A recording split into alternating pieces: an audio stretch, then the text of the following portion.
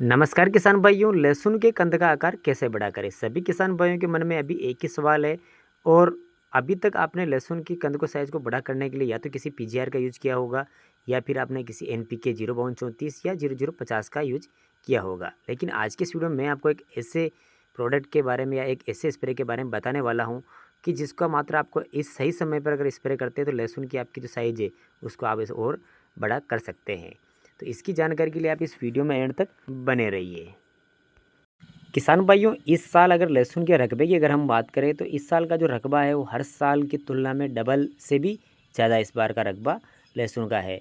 और बहुत से किसान लोग ऐसे हैं जिन्होंने अगेती लहसुन की बुआई की है। बहुत से किसान लोगों ने यही सोचकर बुआई की है कि रकबा काफ़ी ज़्यादा रहेगा तो हमारी लहसुन जल्दी पक जाएगी, तो भाव हमको बढ़िया मिल जाएगा, जल्दी पककर तैयार हो जाती है। लेकिन किसान भाई ऐसा नहीं है, कुछ क्वालिटी और साइज़ पर भी डिपेंड करता है। अगर आपके पास अच्छा माल, अच्छी क्वालिटी और अच्छी साइज़ है तो आपको भाव, आप कभी भी अगेती या पछेती बुआई करो, अगर आपके पास क्वालिटी है तो आपको भाव बिल्कुल सही मिलता है।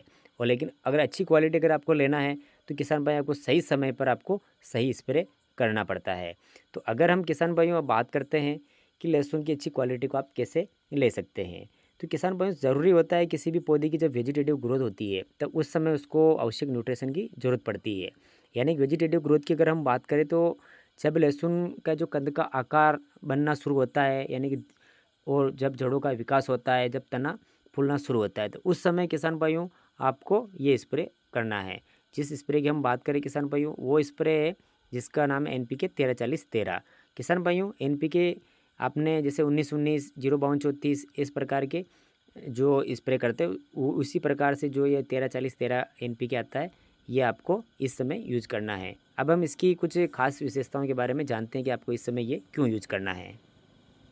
क्योंकि किसान भाइयों, इसके अंदर का 13% नाइट्रोजन और 40% फास्फोरस और 13% पोटास पाया जाता है। नाइट्रोजन किसान भाइयों पौधे में क्लोरोफिल की मात्रा को बनाए रखता है, जिसके कारण पौधा प्रकाश संश्लेषण की क्रिया इसमें बनी रहती है। और इसके अलावा इसमें 40% जो फास्फोरस पाया जाता है वो किसान भाइयों जड़ों का अच्छा विकास करता है, जड़ों को गहराई तक पहुँचाता है और तने को मोटा करने का काम करता है। और किसान भाइयों, जड़ें को अगर अच्छा जड़ों का विकास होगा, जड़ें गहराई तक जाएगी तो ज़मीन के अंदर जो भी आप न्यूट्रिशन जो देते हो और जो कोई भी खाद हो उसको पौधा अच्छी तरीके से ग्रहण करेगा और अच्छा जड़ विकास रहेगा, तो पौधा ऑटोमेटिक तंदुरुस्त और स्वस्थ बना रहेगा, जिसके बाद आपकी जो लहसुन की जो क्वालिटी और साइज वो काफ़ी बेहतर देखने को मिलेगी। और इसके अलावा इसके अंदर जो पोटास होता है वो कंद के आकार को बड़ा करने में मदद करता है, जो कि 13% इसमें पाया जाता है।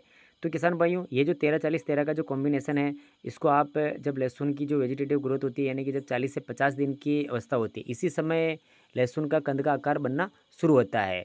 तो जब लहसुन की जो कली होती है उससे वो धीरे धीरे कंद में कन्वर्ट होती जाती है। तो इस समय आपको ये स्प्रे करना है। और अगर स्प्रे के डोज की अगर हम बात करें तो किसान भाइयों, ये आपको लेना है 60 ग्राम प्रति पंप के हिसाब से आप इसमें स्प्रे कर सकते हैं।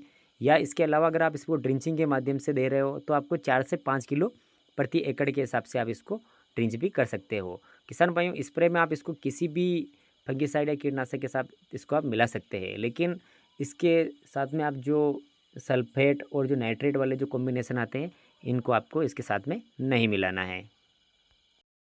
तो किसान भाइयों, इसके बाद जब लहसुन जब आखिरी स्टेज में होती है, यानी कि जब 90 से 100 दिन की स्थिति में होती है, तब आप इसके अलावा इसको आप या तो 0050 यूज कर सकते हैं या 0:34 यूज कर सकते हो या फिर किसी पीजीआर को यूज कर सकते हो।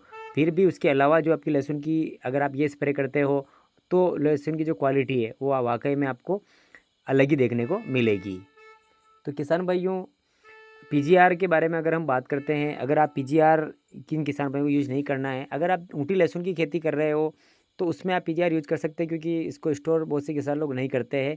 लेकिन अगर आप जो जीटू या रियावन दूसरी जो देसी लहसुन होती है उसकी अगर आप खेती कर रहे हो और उसको आप अगर स्टोर करने की सोच रहे हो तो आप बिल्कुल भी उसमें पीजीआर का यूज़ नहीं करें, क्योंकि पीजीआर का यूज़ करने से जो स्टोरेज कैपेसिटी वो कम हो जाती है, लहसुन का जो वज़न कम पड़ता है और लहसुन जो सड़न ज़्यादा आती है। तो ये किसान भाई जो स्टोर करने की सोच रहे हो, जो बिजवारे में रखने की सोच रहे हैं, तो उसमें आप पीजीआर यूज ना करें। और अगर आप पीजीआर यूज कर रहे हो तो आप 4 से 5 क्यारे जो आपका अगर पिछवाड़े में रखना हो उसको आप अलग छोड़ दीजिए, उसमें आप पीजीआर का यूज ना करें। तो किसान भाइयों, उम्मीद करते हैं ये वीडियो आपको पसंद आया होगा। अगर जानकारी आपको पसंद आई तो वीडियो को लाइक करके शेयर कर दीजिए। मिलते हैं आपको नेक्स्ट वीडियो में, तब तक के लिए धन्यवाद।